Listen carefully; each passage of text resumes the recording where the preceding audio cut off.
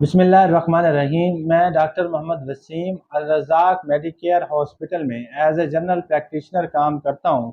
आजकल एक ऐसा नशा जो हमारा हर नौजवान कर रहा है, इवन कि हमारे बूढ़े भी इस नशे में मुलविस हो चुके हैं और इस हद तक इन्वॉल्व हो चुके हैं कि इसको छोड़ना नामुमकिन हो चुका है। ये नशा है इरेक्टाइल डिसफंक्शन को ठीक करने के लिए टैबलेट सियालिस, वियाग्रा यानी टाइमिंग की गोलियां इस्तेमाल करना। तो आज हम इस वीडियो में इस टाइमिंग की गोली यानी वियाग्रा या सियालिस के बारे में बताएंगे, इसके साइड इफेक्ट के बारे में बताएंगे और इस गोली लेने की वजह से, इस टैबलेट को लेने की वजह से हमारी बॉडी में क्या क्या चेंजिंग आती हैं उसके बारे में बताएंगे। वीडियो देखने से पहले आप हमारे चैनल को सब्सक्राइब कर लें और बेल आइकन को दबा लें। आज मेरे पास एक बाबा आया था जिसकी उम्र 55 साल थी। जब मैंने उसे चेक किया तो एक तो वो कार्डिक पेशेंट था और दूसरा जब उसके टेस्ट किए गए तो वो एंड स्टेज रीनल डिजीज का पेशेंट निकला, यानी उसके गुर्दे फेल हो चुके थे। जब मैंने उसकी उसकी हिस्ट्री ली तो उसने मुझे बताया कि उसकी उम्र जब 20 साल थी तब से वो टैबलेट वियाग्रा यानी सियालिस यानी टाइमिंग की गोलियां वो इस्तेमाल कर रहा था। उसने मुझे बताया कि एक वक्त ऐसा भी आ गया था कि मुझे दो दो गोलियां खानी पड़ गई।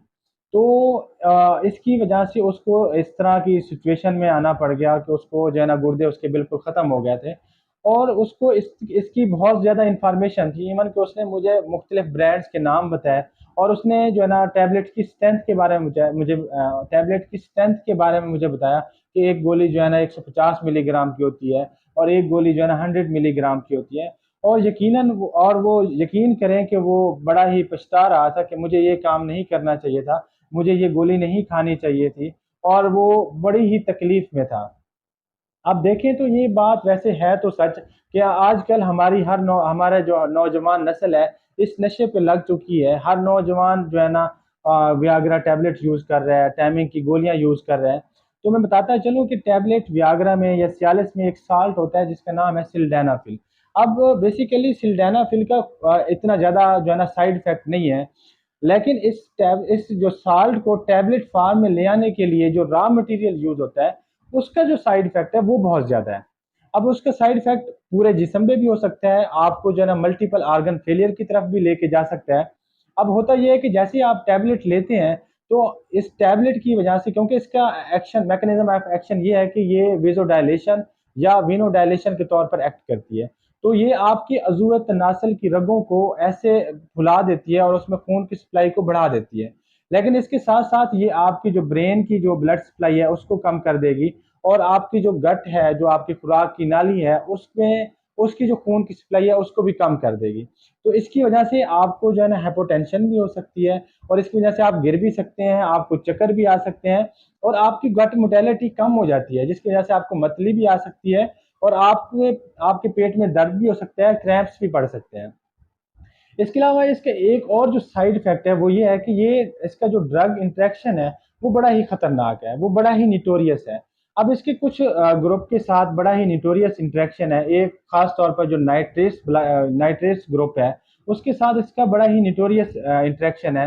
फर्ज करो अगर कोई जो है ना कार्डिक पेशेंट है और वो जो है ना नाइट्रेट ग्रुप ले रहा है, फॉर एग्जांपल सिस्टैट की टैबलेट वो यूज़ कर रहा है जो कॉमनली यूज़ की जाती है, तो उसके साथ अगर वो वियाग्रा की टैबलेट लेता है तो वो नाइट्रेट्स ग्रुप के साथ इंटरेक्शन करके उसको हाइपोटेंशन में ले जाएगा, अचानक से उसका ब्लड प्रेशर डाउन हो जाएगा। जब उसका ब्लड प्रेशर डाउन होगा तो वो गिर भी सकता है, उसको कार्डियक इशू भी हो सकता है, उसको जो है ना सीवीए भी हो सकता है, फालेज भी हो सकता है और इसके अलावा हार्ट अटैक की तरफ लेके जाएगा। इसी तरह इसका एक और जो है ना मेडिकेशन, एक और जो है ना ग्रुप ऑफ मेडिकेशन है जिसके साथ इसका इंटरेक्शन है वो है अल्फा ग्रुप। अल्फा ग्रुप के साथ भी इसी तरह इसका इंटोरियस जो है ना इंटरेक्शन है। तो इसके जो साइड इफेक्ट है वो बहुत ज्यादा है। ये अचानक इतना जो ना आपका ब्लड प्रेशर को लो कर देगा कि आपको मल्टीपल ऑर्गन फेलियर की तरफ भी लेके जा सकता है।